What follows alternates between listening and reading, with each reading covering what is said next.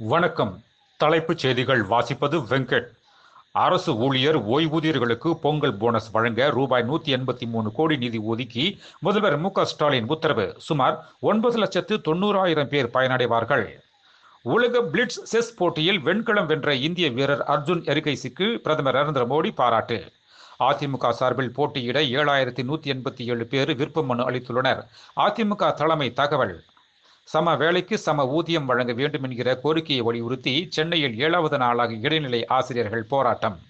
சென்னையில் விபத்துகள் குற்றங்கள் இல்லாத புத்தாண்டு தினம் கொண்டாட்டம். காவலர்களுக்கு சென்னை பெருநகர காவல் ஆணையர் அருண் பாராட்டு.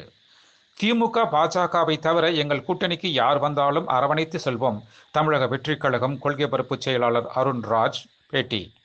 பணி நிரந்தரம், ஊதிய உயர்வு உள்ளிட்ட பல்வேறு கோரிக்கைகளை வலியுறுத்தி தொடர் போராட்டம். தூய்மை பணியாளர்கள் 4 பேர் ஆஸ்பத்திரியில் அனுமதி. ஹரியானாவில் லிப்ட் தருவதாக கூறி அழைத்துச் சென்று 25 வயது பெண்ணை கூட்டு வன்கொடுமை செய்து ஓடும் வேனிலிருந்து தூக்கி வீசிய சம்பவத்தில் 2 பேர் கைது. தொகுதியில் வேட்பாளரின் செல்வாக்கு உள்ளிட்ட அம்சங்களை ஆராய்ந்து வேட்பாளர்கள் அறிவிக்கப்படுவார்கள். ராயப்பேட்டையில் நடைபெற்ற ஆலோசனைக் கூட்டத்தில் எடப்பாடி பழனிசாமி பேச்சு. சிகரெட், புகையிலை பொருட்களுக்கு கூடுதல் கலால் வரி பிப்ரவரி 1 முதல் அமலுக்கு வர உள்ளது. மத்திய அரசு வெளியிட்டுள்ள அரசாணையில் தகவல்.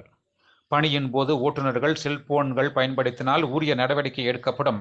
அனைத்து கிளை மேலாளர்களுக்கு மாநகர போக்குவரத்து கழகம் சுற்றறிக்கை அனுப்பியது. மதுரை மீனாட்சி அம்மன் கோயில் அறங்காவலர்களாக அமைச்சர் PTR பழனிவேல் தியாகராஜன் தாயார் உட்பட பழைய உறுப்பினர்களை மீண்டும் நியமித்து தமிழக அரசு உத்தரவு. மேலும் விரிவான செய்திகளுக்கு அரசியல் ராஜ்யம் மின் இதழை படியுங்கள். நன்றி, வணக்கம்.